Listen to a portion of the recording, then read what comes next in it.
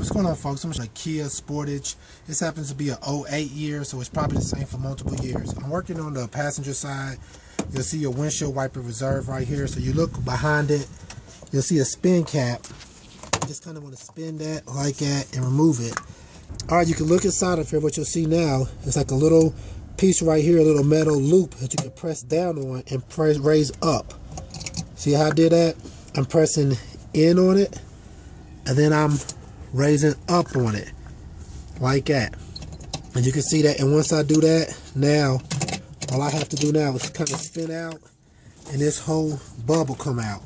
Once I got that out, now I can just basically pull and unplug the light bulb out like that, and now I'll be able to put in a new headlight in, stick it back inside the opening, and put the little metal clamp that's holding it down back in. Alright, folks, once again, this is how you would change out your headlights on a 2008 Kia Sportage. It's probably the same for multiple different years. Please check out our other videos and please subscribe. Thanks.